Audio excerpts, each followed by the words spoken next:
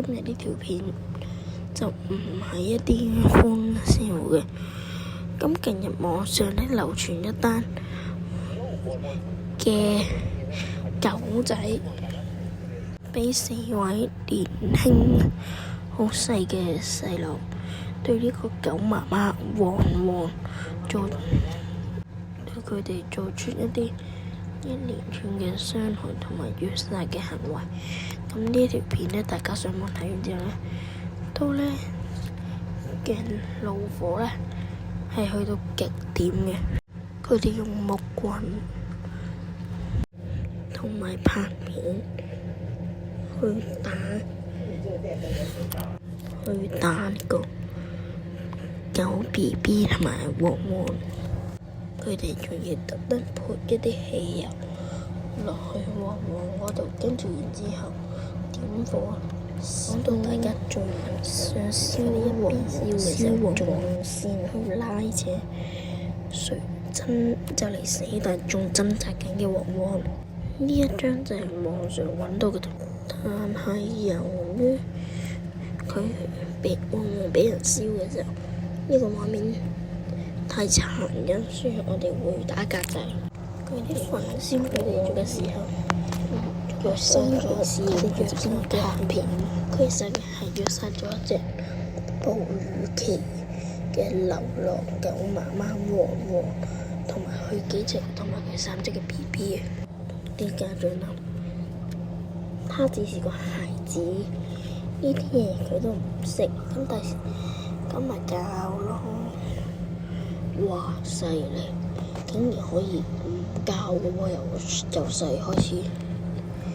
正常呢啲嘢唔好咁虐殺小生命，因為就算流浪貓、流浪狗，都係同我哋一樣有生命、有肉、有血、有感情。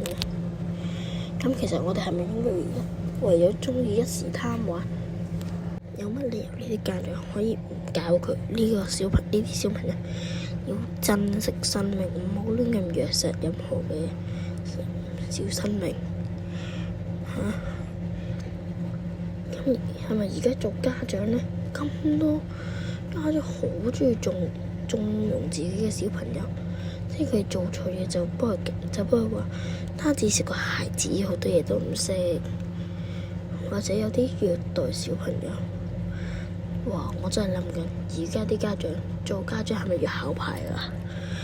點解啲家長可以縱容啲小朋友去虐殺呢啲生命？其實佢哋當時有冇諗到，呢隻狗媽媽黃黃係俾你哋燒嘅時候，佢個心情係點嘅咧？你哋仲要笑住喺度拍片記錄低。仲要當時你哋虐待嘅狗，就算隻咁緊，係一個家庭虐打焚燒嘅過程，佢都冇掉低自己嘅小朋友。就算佢俾人虐打就嚟死，佢都要保護自己嘅小朋友。其實拍片記錄黃黃俾人燒、俾人虐待呢個情況，咁你哋其實識唔識企喺人哋個角度去諗下人哋當時幾痛苦、幾辛苦啊？呢班細路可能當時諗：呢隻狗呢隻咧咁嘅嘢咧，淨係識得叫啊！佢都唔識表達自己嘅，可能你哋係覺得，但係有冇理由佢淨係識得叫？佢叫係表達緊自己嘅情緒。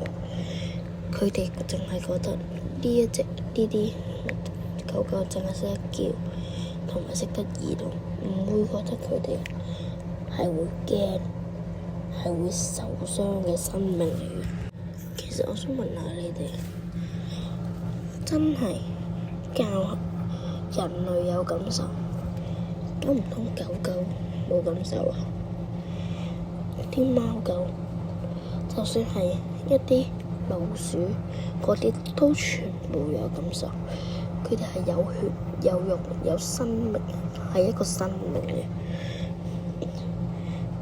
咁係咪咁流浪貓狗雖然係冇嘅，咁係咪一定即係咪會俾你哋咁樣虐待佢咧？其實教育下一代愛護動物真係咁難咩？咁你如果睇到啲人講呢個禍，你不如即刻問下你身邊嘅人，究竟當時黃黃係咩感受？佢會好驚，佢會痛，佢會渴望俾人執返去，會幫佢熄攞水或者攞嘢，幫佢噴熄啲火，會去救佢。當咁多位小朋友學識體會另一個生命嘅恐懼同痛苦嘅時候，我哋咁多人要俾佢哋明白，我哋人類比小動物擁有更加強大嘅力量，唔係為咗支配或者傷害佢哋，而係去保護一啲自己冇辦法保護到自己嘅小生命啊！大家真正嘅強大咧，唔係要威嚇同埋傷害啊，而係在於溫柔、互相尊重同埋保護啊！呢啲冇乜好難保護到自己生命嘅小動物。咁喺我哋人強大過佢哋，咁係咪應該要虐待佢哋、殺害佢哋咧？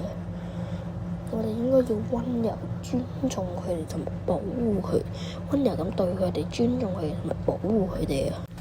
大家可能今次呢單案做嘅小朋友，可能佢哋家長只會覺得他們只是個孩子，什麼都不懂。咁我哋可以點做啫？他只是個孩子，佢咩都唔識。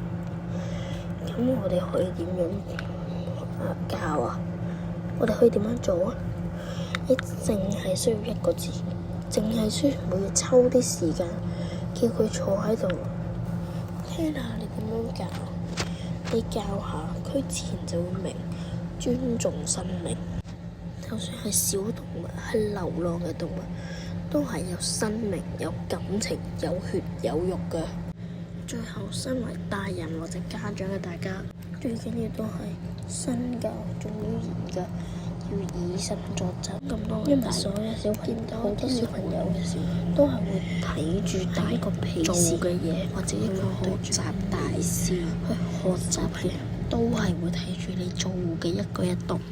今次呢一樣嘢話咗俾我哋咁多人聽，大家聽，係希望小朋友追求學業嘅成績同埋物質嘅時候，都一定絕對唔可以遺忘呢一粒同理心嘅種子。希望大家可以一齊，唔好再俾下一隻流浪狗或者係下一個黃黃成為呢一種教育缺乏愛護愛惜生命嘅犧牲品。今日開始，無論家長定小朋友，都可以喺多啲小朋友面前展示對生命嘅尊重，話俾佢哋知旺旺同旺旺嘅狗 BB， 望佢哋究竟痛苦係乜嘢，俾佢哋知道呢一個行為係錯㗎。就算你唔愛，你都唔應該去傷害佢哋。